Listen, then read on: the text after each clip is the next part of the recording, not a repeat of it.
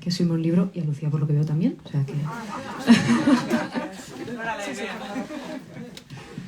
Bueno, pues voy a leer un poco el champán. Muchísimas gracias por venir, por haberme pedido que esté aquí acompañando a mi querida amiga y hermana.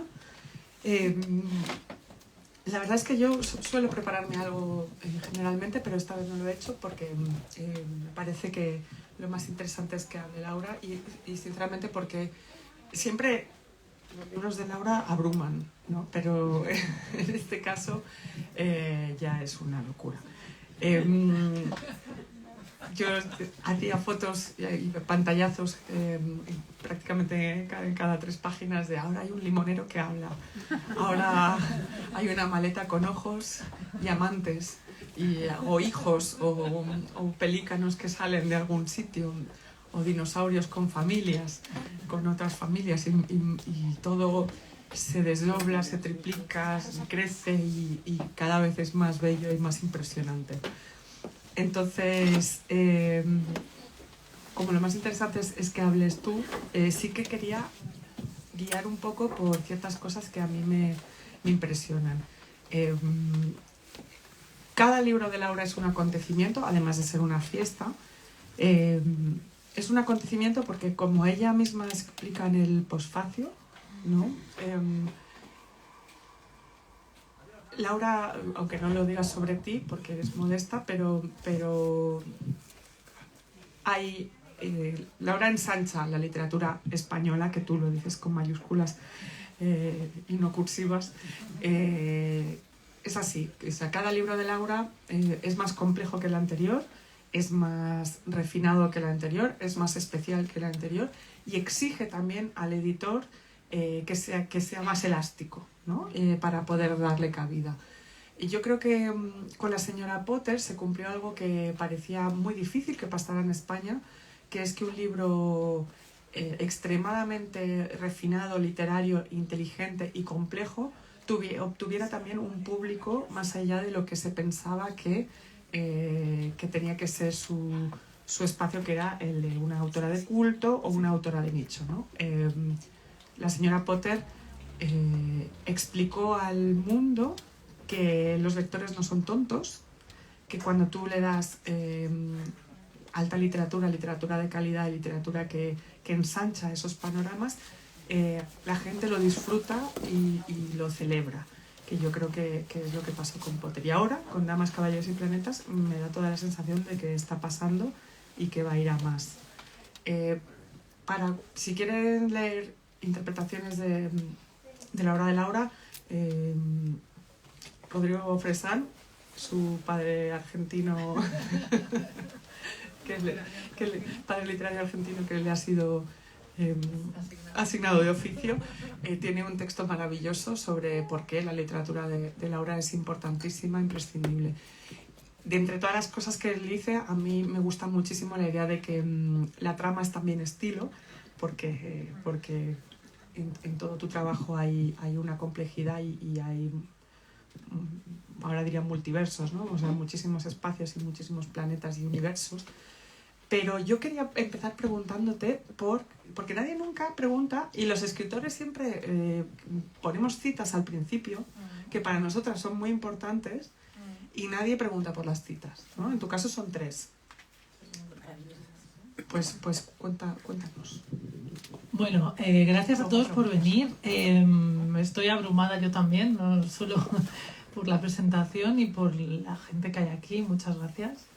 Me hace muy feliz tener lectores y ser vista y entendida y que yo disfruto mucho cuando escribo. O sea, tengo la sensación de que el otro día me preguntaba Laura Barrachina, y bueno, ¿cómo no has tirado la toalla en todo este tiempo en el que no parecía que había nadie al otro lado, que gustaba mucho?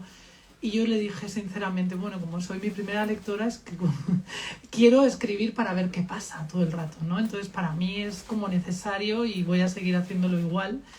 Y ahora que haya un montón de gente detrás de mí, o sea, esperando cada página que va a pasar en la siguiente, como me pasa a mí mientras escribo, es algo increíble. He tenido la sensación con este libro que llegaba por fin como un hijo deseado a casa, ¿no? Cuando llegaron la caja con los libros pensé, es muy distinto a las otras veces. Las otras veces llegaba el libro y era algo como mío, ¿no? Que lanzaba al mundo y no sabía quién iba a haber detrás, si alguien lo iba a querer, y de repente pensé, este libro de entrada hay gente que lo va a querer, y luego ya veremos, ¿no? Y eso me hace muy feliz. Las 3 citas es verdad que son importantísimas.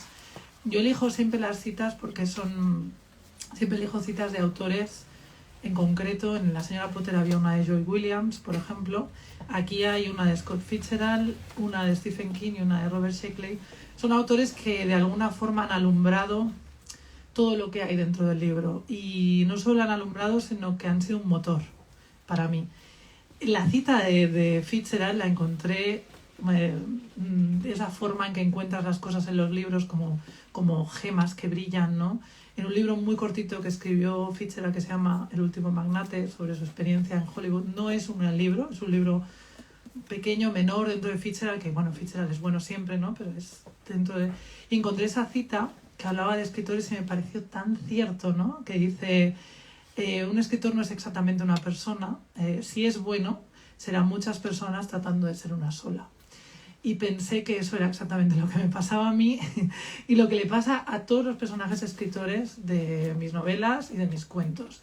O sea, es gente con una infinidad de posibilidades narrativas en su cabeza de quién van a ser, cómo quieren moverse y que no eligen nunca. Digamos que las usan casi todas o las usan de forma indistinta cada vez. Y yo empatizo 100% con eso, soy así, mi vida es así, mi vida interior es muy como la de todos. O sea, la idea de los planetas aquí es cada uno de nosotros. O sea, somos damas, caballeros y planetas, sobre todo cosas gigantes por dentro que por fuera no se ven como una cosa o la otra, pero por dentro somos una cosa enorme. Y la cita de Stephen King es porque Stephen King siempre hace esto. Yo no invento nunca nada, siempre lo digo, no por modestias, porque es la verdad.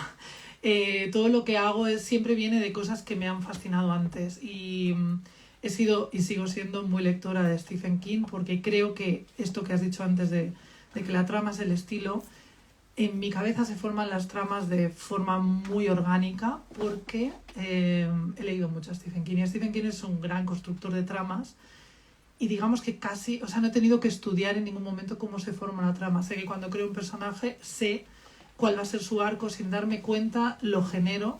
Y eso es porque he leído muchísimo a Stephen King, que es muy bueno creando personajes y acabando los arcos. Y luego he leído todo lo demás de la literatura postmoderna que me da la idea de la forma. Pero es verdad que la trama está en el centro porque es importantísimo. O sea, hay muchos autores de literatura postmoderna que me encantan, pero que a veces son tan difíciles y opacos que te alejan, sobre todo porque no hay una trama, no hay una historia que quieras ver cómo acaba, ¿no? Y yo intento hacer las dos cosas, intento que haya una historia y a la vez que juegues con todo lo posible dentro de la narración, el lenguaje, las palabras en sí, todo. Entonces la cita de Stephen King dice, cada cuento tiene su vida secreta. Y él siempre, en los libros de cuento, pero también en las novelas, podéis ir aquí y coger cualquiera de Stephen King y lo veréis. Siempre explica cada cuento de dónde le surge, qué pensaba aquel día. Además, él es muy descriptivo.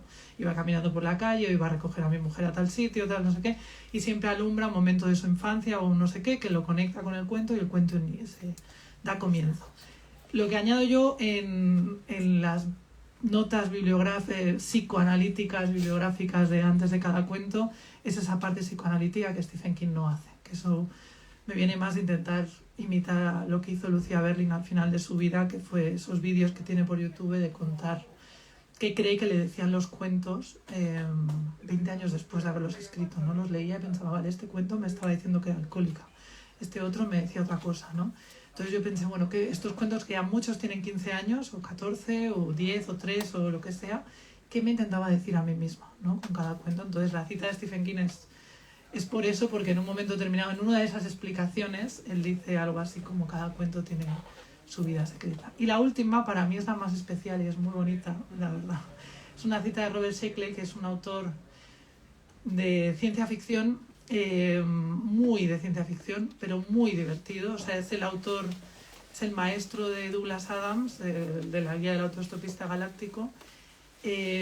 Hacía historias extremadamente divertidas, muy literarias. Había sido un gran lector del Quijote, tiene parte de su novela de Trueque Mental es casi un libro de caballerías. Y tiene algo, o sea, se quedó en esa cosa pequeña que a veces les pasa a los escritores de ciencia ficción, que se los percibe solo como escritores de ideas, y yo creo que Sheckley tenía algo más y nunca brilló, y en España está fatalmente traducido, pero yo he leído todo lo que he podido de él porque me encanta, y esta cita es de Trueque Mental, que es un libro en el que el protagonista se va de vacaciones a Marte y hace trueque como los Airbnb, pero con los cuerpos. Se va al cuerpo de un marciano para vivir pues un mes entero, no se lo puede permitir y no sé qué. Se va a vivir un mes entero en Marte como un marciano. Pero cuando llega allí, el marciano es un poco tramposo y no hay cuerpo. Y entonces pasa por una serie de cuerpos, cada cual más extraño. Uno de ellos es un señor que tiene una bomba en la nariz que puede explotar en cualquier momento. Bueno, es todo muy divertido, y al final he cogido la pieza final de es muy bonito cuando coge su cuerpo y se lo pone, cuando vuelve a casa, ¿no? Va diciendo: es un lugar tranquilo, a la izquierda hay un bosquecillo de árboles Kragash, a la derecha una refinería de petróleo. Aquí hay una lata de cerveza vacía, aquí una lagarta. Y más allá está el sitio donde Marvin abrió la maleta y sacó su cuerpo perdido. Le quitó el polvo y le peinó el cabello. Le enjugó la nariz y le enderezó la corbata. Después, con adecuada reverencia, se lo puso. Me pareció muy bonito la idea de que, en el fondo, cuando escribes, abandonas un poco tu cuerpo, abandonas un poco quién eres, y luego vuelves a la realidad, te vuelves a poner tu cuerpo y sales a la calle. Y pensé que es una cita muy poética, que está dentro, al final de un libro que a mí me costó 3 euros en una edición terrorífica, y pensé que eso también soy yo, y eso también es la literatura que me ha hecho ser como soy, y tenía que estar ahí. O sea, la vi y dije, bueno, tiene que ser este trozo. Por supuesto. Dices que aquí en Damas, Caballeros y Planetas, que los planetas son también las personas, ¿no? Que unívocas, ¿no? De alguna manera. Pero hay una cosa muy interesante en la mayoría de los cuentos, o en muchos de los cuentos que están aquí, que hay una conexión entre Redrick y la Tierra, ¿no? Por supuesto, y una comunicación especial entre los dos planetas a través, por supuesto, de los redrickianos y los terrestres. Luego hay extraterrestres de otros lugares. Hay muchas estaciones de esquí. Muchísimos escritores, como siempre. Hay incluso, me hace mucha gracia que hay incluso también periodistas, que parece que son muchísimos periodistas que van a venir a acosar, y es un periodista de cotilleos para toda la galaxia, ¿no?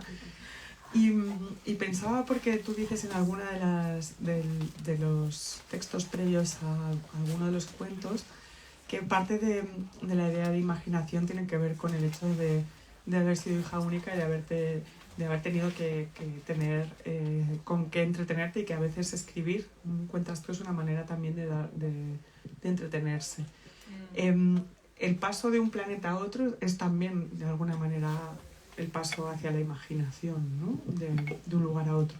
Sí, y yo creo que la idea de estar fuera de la Tierra, de siempre, en los cuentos, me permitía ver al ser humano como lo que somos, algo que no está en el centro para nada, sino que somos algo más que hay en la galaxia, algo autoconsciente, o sea, el hecho de trasladar esa autoconciencia a todo tipo de seres relaja la idea del ser humano también, lo pone en su lugar, digamos que es uno más en medio de lo que probablemente, de lo que es el hecho mismo de vivir en un planeta como el que vivimos. Pero yo no sé si la imaginación, quizás sí que para poder desplegar ese mundo en el que todo es posible, tenía que irme de la Tierra. Y me he dado cuenta, ¿por qué? También me he dado cuenta de tanto hablar de que la realidad no me gusta, la realidad es aburrida, no sé qué, venga, entrevistas con el otro libro, no, la realidad no me gusta, por eso tal. He descubierto por qué la realidad no me gusta, y es porque yo no la he elegido. Es decir, todo lo que tenemos, las cosas se llaman de una manera determinada porque es una obra conjunta que la humanidad ha hecho, y hay cosas que no me gustan, y la escritura la planteo siempre como un acto de rebeldía. Las cosas que no me gustan no quiero que estén. Entonces, como este planeta está narrado ya por la propia especie humana, que es la especie escritora, ¿no? Los otros animales no escriben, es lo que podemos aportar a la historia de de la galaxia, es cómo nos hemos contado, la idea de la narrativa con la que vivimos cada día. Eso ya está escrito, o sea, todo en la Tierra está escrito, la realidad ya está hecha, entonces tenía claramente, mi imaginación tenía que mudarse a otro lugar y ahora es a otros lugares porque en la novela que hay al principio de todo, que es lo último que he escrito, directamente, es toda la galaxia, que es mucha. Sí. Pues son planetas infinitos ya, muchos tipos de seres que si van a una estación de esquí no solo es por esquiar, sino por hacer cata de nieve, por ejemplo, hay todo tipo de cosas que puedes hacer con la nieve. Y claro, y esa idea de que no haya una realidad fijada y de que todo pueda elegirse, es muy golosa como escritora. Y supongo que parte de esa, no sé si del hecho de haber sido hija única, pero sí de tener una realidad muy cerrada, muy pequeña.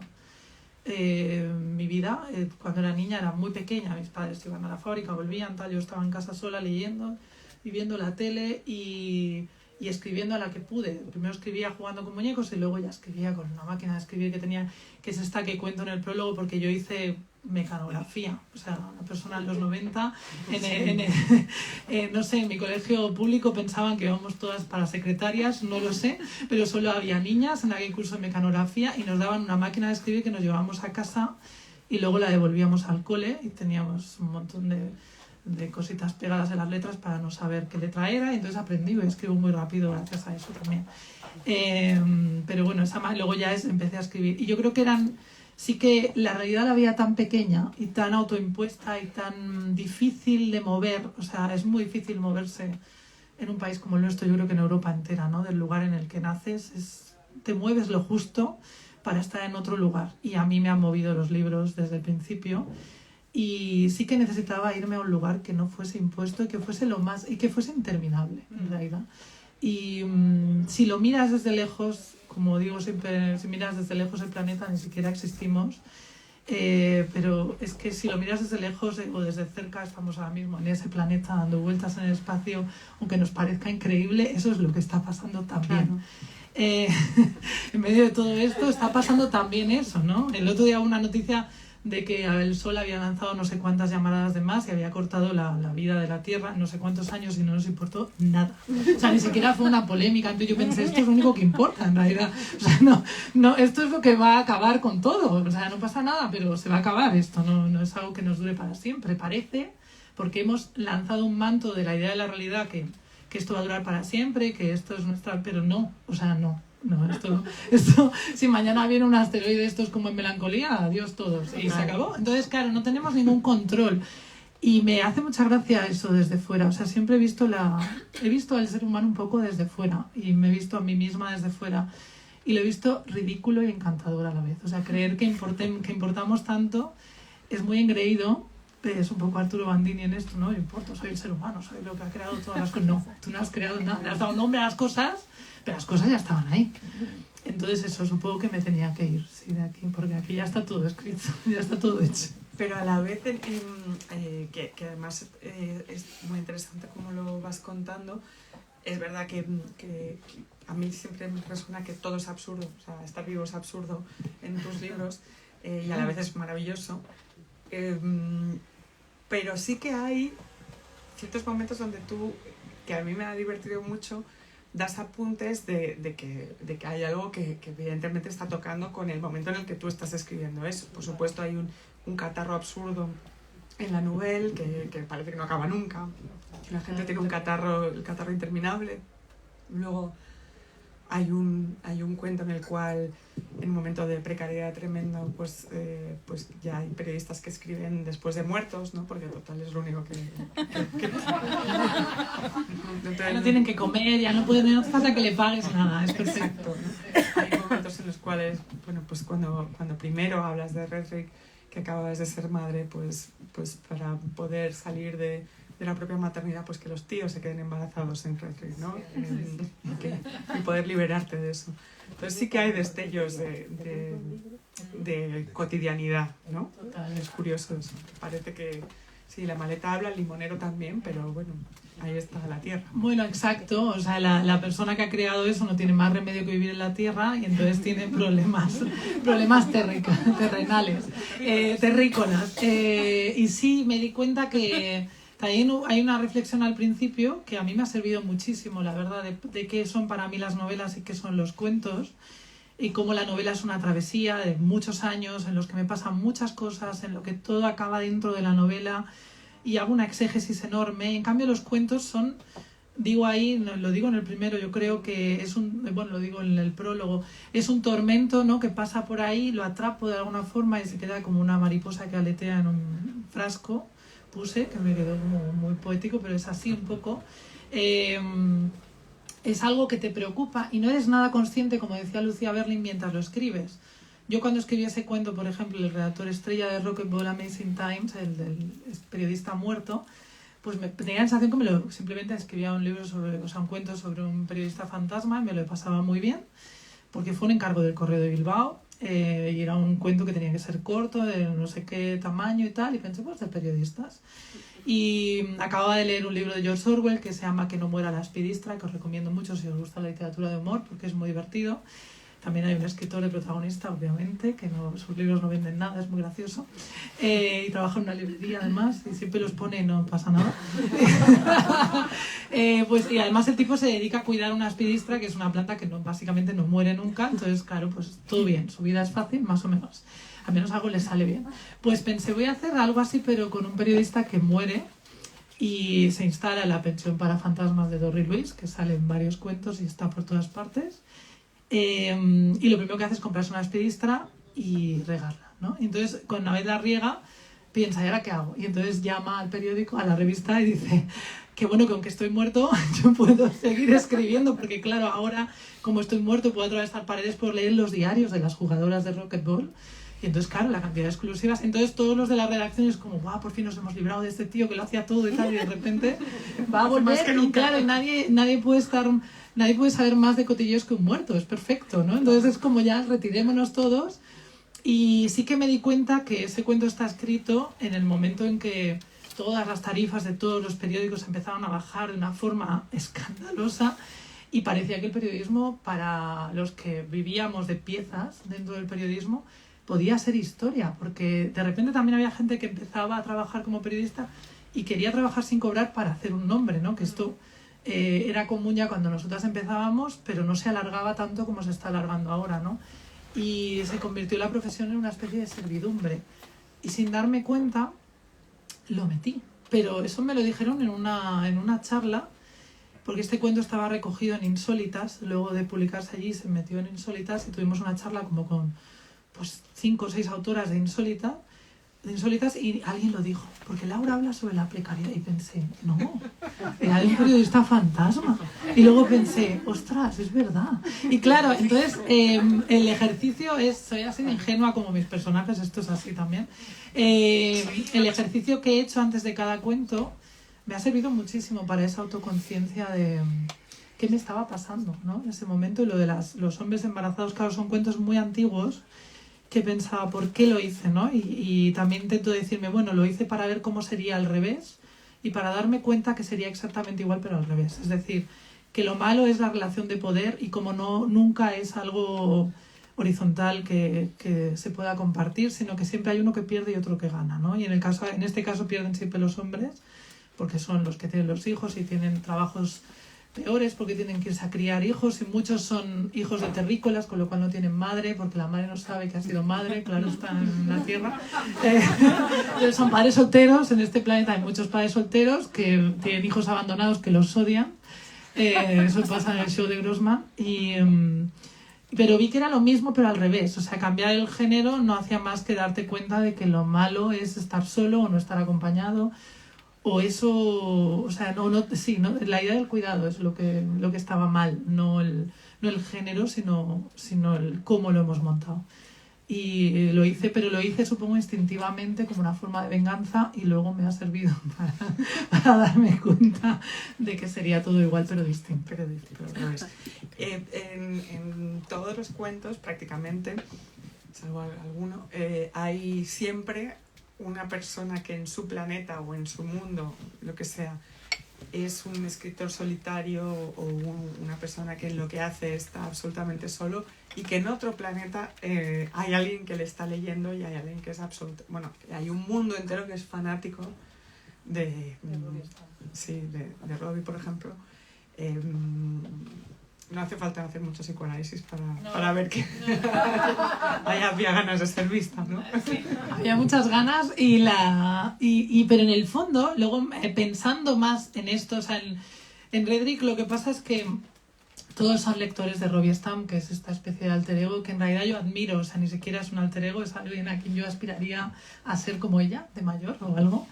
O en la ficción es un personaje para mí perfecto, encantador, autodestructivo, maravilloso.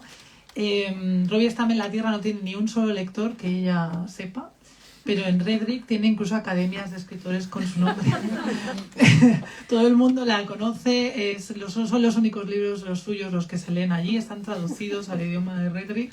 En el show de Grossman, que es como podría ser un spin-off de todo esto, porque es la primera novela de Redrick que escribí, en novel corta, ella es un personaje principal y recibe a varios de estos fans que primero le parecen sillas porque tienen un color como un poco, se han maquillado tanto porque son verdes en Redrick, se han maquillado tanto que son marrones y caminan de una forma muy extraña, le parece, y dice, Dios mío, tengo fans pero son sillas, ¿no? Que hablan. Y entonces llegan allí y entonces ve libros de sus ediciones con una lengua que no entiende, pero piensa, bueno, no importa, o sea, es la primera cosa que firmo en mi vida, todo bien. Entonces sí, hay esa sensación de... Yo creo que no hay, como decía en Connerland, no hay relación de amor más perfecta que entre un lector y su escritor favorito. Yo la tengo con mis escritores favoritos, que están todos muertos o casi todos, pero entonces es más idílica aún, porque no tienes que conocerlos. Pero hay una... Cuando encuentras un escritor que habla por ti o que te hace entrar dentro de una cabeza muy parecida a la tuya, lo amas, ¿no? Y quieres como que escriba más y que no desaparezca nunca y eso está todo el tiempo. Y el hecho de que no pasa nada si le cambias la vida a una sola persona ya es suficiente, porque a mí me han cambiado la vida escritores concretos que a lo mejor no, como Robert Sheckley, no fueron nunca famosos o no produjeron nada aparentemente importante, sí que lo han producido, porque al final cada cosa que haces, si la haces de verdad y con pasión, tiene un impacto en alguien y esa persona a la que le cambias la vida puede cambiar la vida a mucha más gente. Eso está todo en Connerland desde el principio, y la idea de que el fracaso no existe, que depende de las expectativas y los escritores son... Y al final es como una... Bueno, también una traslación de la idea del escritor, ¿no? Estás solo en casa produciendo algo que no sabes si va a tener algún eco en algún lugar, pero esperando que lo tenga, ¿no? Y en realidad no importándote mucho si lo tiene o no, porque ya lo está teniendo para ti. Y yo creo que es así, pero la segunda lectura del hecho de que siempre digo que Redrick soy yo también, porque es fan de la Tierra, es un planeta fan de la Tierra, que todo lo que hay en la Tierra le encanta, sobre todo lo norteamericano, un poco como yo. Entonces, claro, que en ese planeta sean fans de Robbie Stamp, que se supone que es mi alter ego, ya es como el colmo. Es como yo misma me automitifico y me sostengo, como decía el otro día Barrachina, ¿no? En plan, tú te has sostenido hasta aquí sola, pues un poco hay ese intro, ¿no? En plan, nadie va a creer en ti, no importa, yo creo en ti y soy tú misma, no importa nada. Soy tú misma desde fuera, la perfección de Robbie Stamp, ya está, no importa, ya está, todo bien. Ahora que hablas de Redrick, pensaba que hay un tema que tú y yo hemos hablado, pero que no es tan explícito, pero de género, que sí que es, por ejemplo, los hombres se quedan embarazados y las mujeres son básicamente las que hacen todo lo interesante. Ellos simplemente tienen impulsos, ganas de gustar, pero no se atreven, y siempre hay, bueno, en la señora Potter especialmente hay una madre siempre muy presente y algunos niños que están solos intentando sobrevivir a esa madre, ¿no? Pero creo que también hay algo que siempre se habla de tus referentes literarios, pero poco de los cinematográficos o televisivos, que yo siempre siento cuando leo tus libros y aquí con los cuentos también, que hay muchas mujeres que son como niñas de los Goonies crecidas, ¿sabes? Sí, bueno, básicamente pensar que la ciudad más importante de Redding es Nueva Winona, es por Winona Ryder, obviamente. Claro.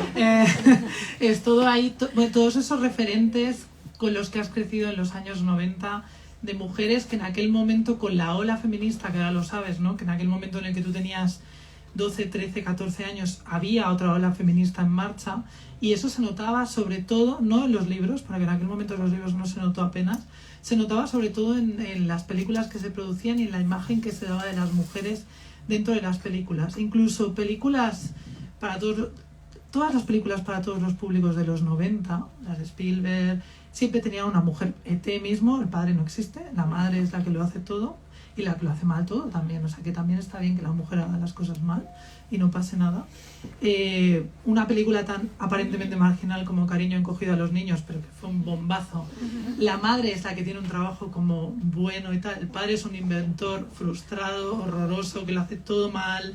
Es verdad que en aquel momento las mujeres de ese tipo de cine, que era el cine que veíamos, además en familia, normalizó la situación de que, bueno, es que nosotras somos las listas, ¿no? Fue un poco como, ¿qué coño? O sea, si las que mandan son ellas, ¿no? Y bueno, y claro, luego aparece, con todo lo que pueda tener de tóxico analizado ahora Reality Bites, aparece la figura de Winona Ryder como alguien que quiere huir del amor romántico y todo esto en un momento en el que eso era un machaque constante, y se convierte en una diosa a muchos niveles por eso, ¿no? Y por ser también andrógina y no tener los dos, ¿no? Ethan Hawke y ella, pero sobre todo ella. Él es un poco un panoli en la peli. Pero ella es como, ella se convierte en alguien que elige muy bien sus papeles y que va dando una imagen de ese tipo de mujer que tú, cuando estás creciendo como niña, cuando creces, buscas eso, ¿no? Buscas algo que no sea lo que no sea bueno, lo que no... Uy, se va todo el rato, pues hablo así, ya está. Que no sea lo convencional, digamos, ¿no? Y sí, es súper importante. Yo creo que en el cine lo más importante es la figura de la mujer, porque te da... O sea, todos los modelos que yo tuve desde niña fueron esos. Y tuvimos mucha suerte de ser adolescentes en los 90, porque la ola feminista de entonces estaba en marcha. No éramos nada conscientes, y probablemente en España, no sé cómo se notó, pero en América estaba ahí, y el cine mainstream era bastante feminista.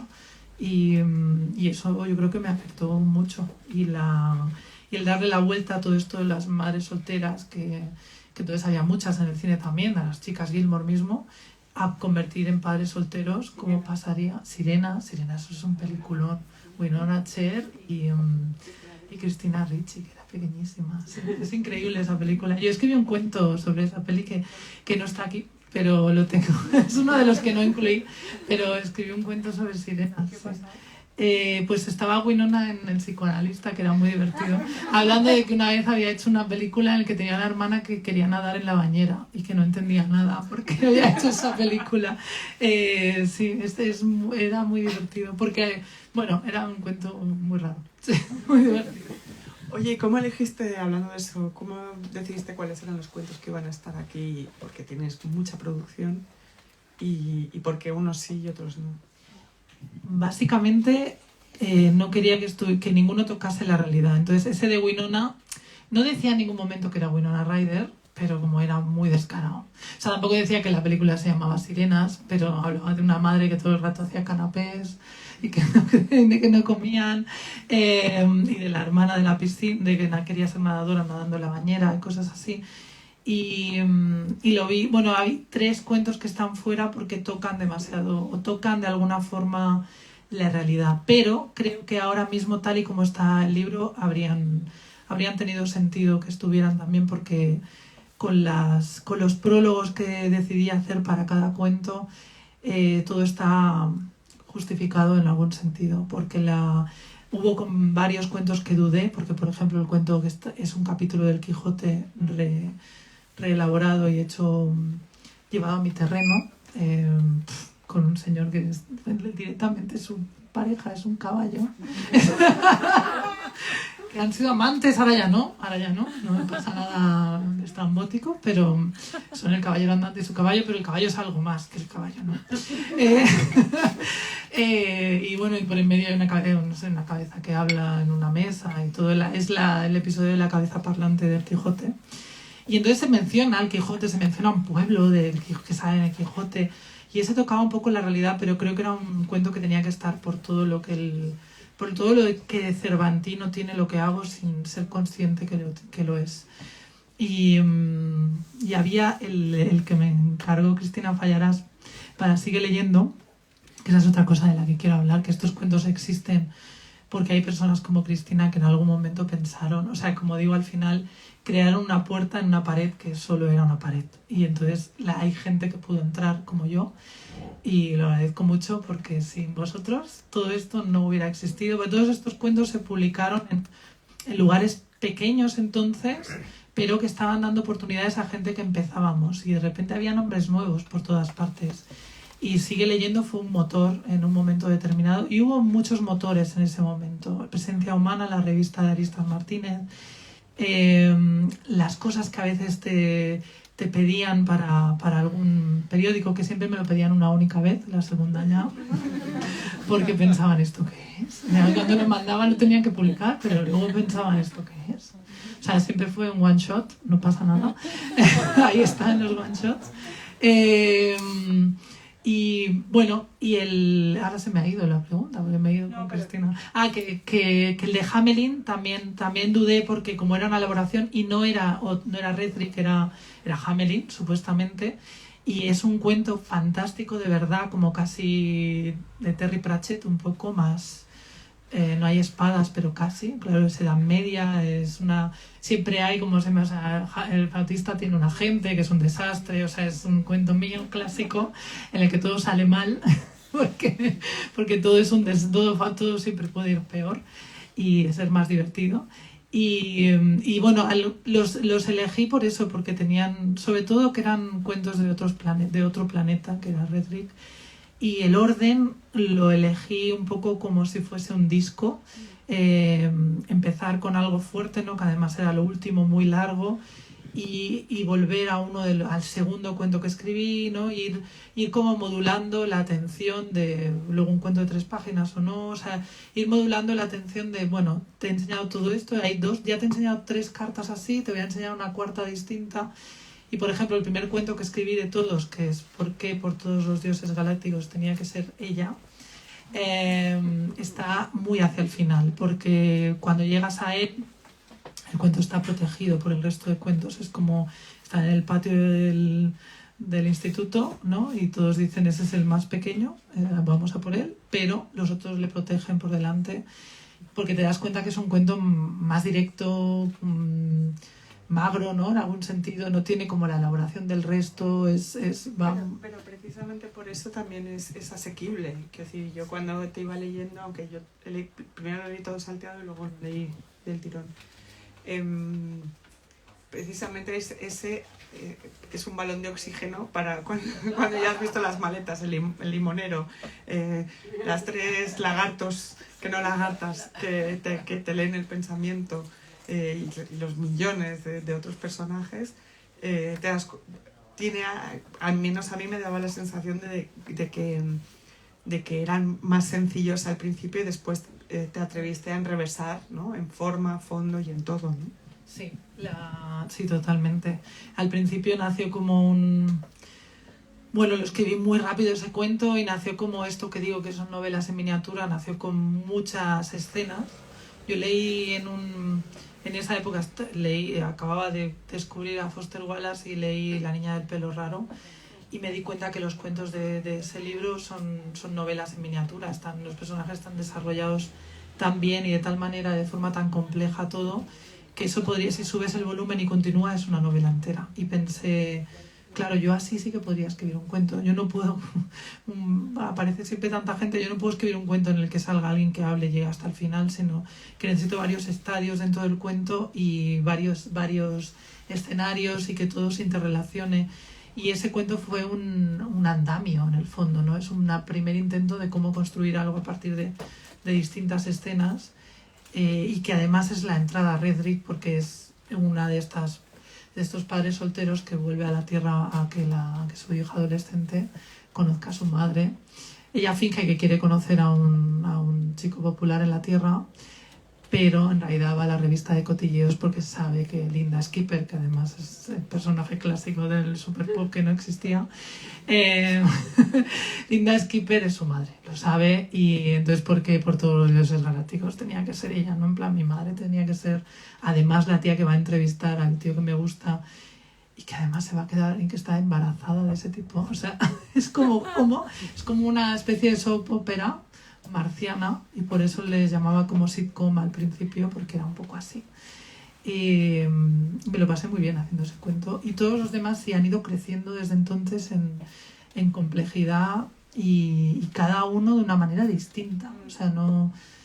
En el último de los cuentos, que es el penúltimo que escribí, que se llama Sandy McGill, Nunca ha viajado a otro planeta, es una escritora, claro, que es la escritora favorita de Frances Violet McKisco, que es un personaje bastante principal de la señora Potter. Y aquí vamos a ver la vida de Sandy McGill.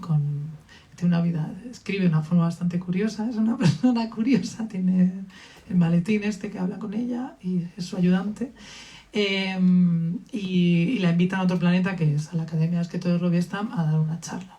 Entonces nunca ha ido a ese otro planeta. Entonces en ese cuento que en realidad es mi despedida de la señora Potter de alguna manera, es como que cierra todas las puertas que abrió la novela,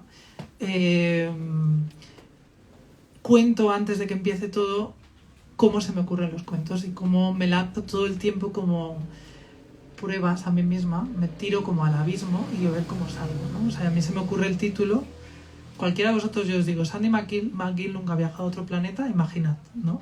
Pues eso es lo que hace mi cabeza conmigo todo el rato. Ahí vas. Y entonces empiezo a escribir, entonces me detengo en explicar quién es Sandy McGill, que ha escrito novelas absurdas de crímenes, tal, no sé qué, no sé cuánto, ¿eh? Pero nunca había viajado a otro planeta y ahora tenía esta oportunidad, pero antes tenía que acabar con tal. Y pienso, ¿y este quién es? Sí, Abe no sé qué. Y pienso, ¿y este tío quién es? Y entonces, claro, tengo que explicar quién es este señor Abe, que no sé quién es cuando lo pongo. Entonces es como un juego conmigo misma todo el rato y por eso digo que no voy a dejar de escribir nunca porque me lo paso muy bien y porque si no escribo no se me va de la cabeza. Es como, ¿y esa persona quién es? Ahora tengo que enterarme. O sea, es como el que está esperando volver a casa para continuar el libro que tiene que leer para saber qué pasa después. Pues a mí me pasa así. O sea, yo no en la página en blanca no le tengo miedo, lo contrario. O sea, es como veo todo posibilidades. O sea, dame una frase que yo ya veré cómo salgo de ahí. No sé, tiene que ver con la cosa lúdica. Me lo paso muy bien y todo el tiempo veo posibilidades a la idea de las frases. O sea, veo una frase y le veo la continuidad, cómo puede crecer, si me das un nombre concreto que saco de cualquier lugar de los de libros en general y, o sea, abro libros al azar, siempre extranjeros, españoles, ¿no? Los abro al azar y normalmente cojo el apellido para nombre y al revés, o cojo nombres de mujer para hombre, o siempre doy todas las vueltas posibles para que sea algo extraño también cuando te lo encuentres. Ostras, lo peor es que en el nuevo de ahora a veces pongo 4 ya, que es como ya está. Sí, ya está. Uno siempre va como con el guioncillo en medio, todo. Bueno, eso ya se verá en la siguiente, que todavía hay más gente aún. Pero también lo saco, y esto es un tip importante para la gente que escriba libros y no le importe poner personajes con nombres como los míos. Cualquier película, dibujos animados, cualquier cosa que veáis, si os quedáis en los créditos al final, aparece una cantidad ingente de nombres rarísimos. Porque, esto a lo mejor no lo sabes, cuando tú quieres ser actor o cualquier cosa en Hollywood, hay un registro de nombres y tú no puedes poner un nombre que ya exista. Por ejemplo, Michael Keaton se llama Michael Douglas en realidad y se tuvo que cambiar el apellido porque ya existía Michael Douglas. Entonces, claro, ahí es infinito, porque esa gente también se ha inventado el nombre. A veces cuando ves nombres de actrices muy raros, o sea, Dakota Johnson es medio normal, pero que se han puesto el nombre del estado o cualquier cosa, es porque su nombre no, claro, ¿no? Es porque su nombre ya lo había cogido pues un guionista de tercera que se había puesto ese nombre y ahora no te lo puedes poner. No, en ningún lugar ya no existes. Tienes que existir como, si quieres ser actor o actriz en Hollywood, tu nombre tiene que ser único para siempre. Pero actor o actriz, no en plan el... No lo sé, porque tú miras estos y siempre no hay nunca un nombre igual y son todos muy raros. Cada cual más raro. Entonces, claro, yo con una peli solo ya tengo... Lo paro a veces en pausa y empiezo a apuntar, entonces los mezclo todos. Es genial, es como un pozo sin fondo. Cualquier cosa que ves es útil, hasta los títulos de crédito. Todo sirve, todo sirve. Óyeme, y en la novela apuntas a la posibilidad de eso, de que haya un universo infinito, ¿no? Sí. Con planetas infinitos, con una... En ese momento es una estación de esquí, pero que hay de todo alrededor, con infinitas posibilidades de no solo los redrequianos, sino de todo.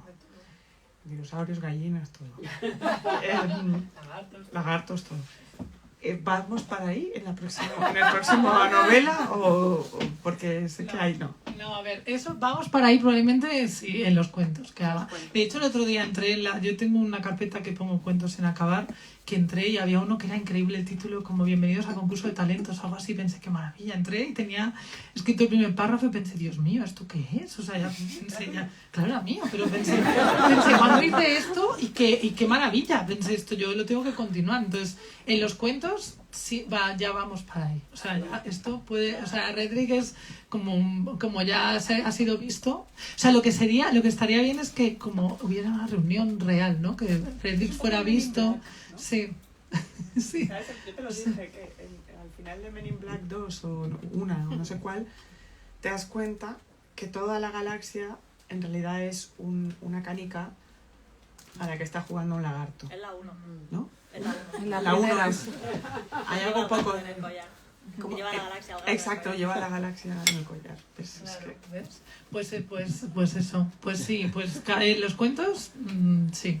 O sea, porque la novela no. La novela está todo más controlado, aunque es muy grande. O sea, va a ser una cosa muy larga, muy grande y muy, bueno, es un libro que se va a meter como dentro del libro. Es una cosa muy loca, que no sé cómo lo estoy haciendo, pero está saliendo. Es una cosa, a nivel formal es una cosa muy salvaje lo que estoy haciendo. No sé ni cómo lo estoy haciendo, pero va saliendo y es un viaje en un barco hacia una isla que aparece y desaparece en lugares y que no está fija. Y evidentemente el barco está lleno de escritores de libros de viaje, porque es un torneo de escritores de libros de viaje, el primer y único torneo de escritores de libros de viaje, Janet Stegels Sverdrup. Y entonces el barco está lleno de, bueno, hay pitonisas, hay la mujer del tiempo, es increíble. Sí, por supuesto. Hay una piscina que estoy dudando si va a tener un caimán o algo. O sea, estoy pensando, porque tendría posibilidad, pero es un caimán aburrido, ¿no? Como que no quiere matar a nadie. Como que está allí como triste, que necesita un psicoanalista. Y entonces, claro, alguien se preocupa por él. Algo así. No sé, ves, ya está. O sea, el otro día visioné la piscina como algo desagradable con una burbuja en medio y pensé, pues hay que poner un animal ahí dentro, ¿no? O sea, hay que pensar. Entonces, bueno, claro, me voy a meter en ese barco y van a pasar muchas cosas porque en medio dentro hay un libro también maldito, que es un diario esta vez de viaje. Bueno, hay cosas muy... La forma es distinta y es raro. Y bueno, como todo el rato, claro. Así. Pues yo creo que vamos a abrir por si alguien quiere hacer alguna pregunta. ¿No? Seguro que sí.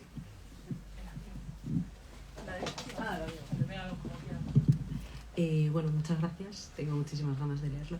Me surgía una duda así, ahora que hablabas de esta creatividad explosiva que tienes, súper envidiable.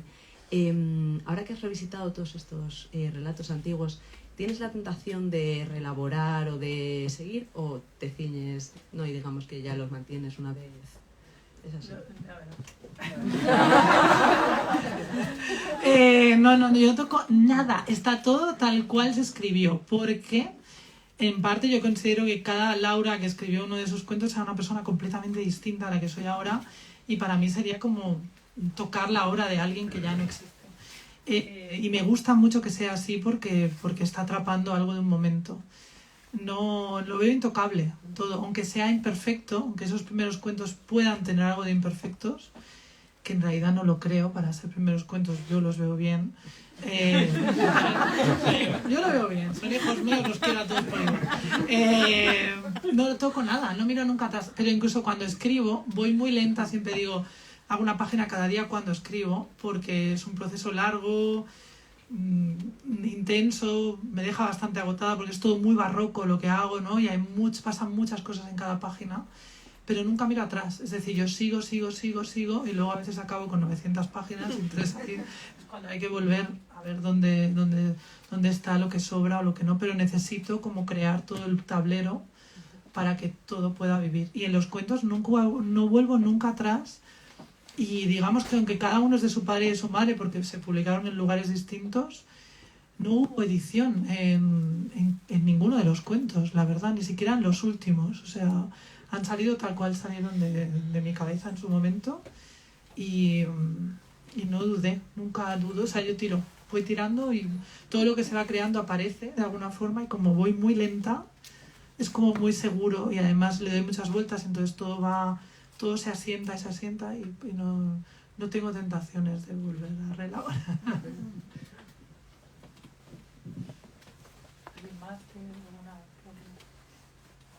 Yo quería darte las gracias, Laura y Lucía, por haber vuelto a la librería Alberti 2 años después, ¿no? Porque la señora Pottermanía empezó aquí, en esta misma mesa, ¿no? Estábamos como salientes de la pandemia, todavía con poquita gente, ¿no? Y claro, es increíble todo lo que pasó con ese libro, ¿no? Cómo llegó la Navidad y se convirtió en el libro de regalo.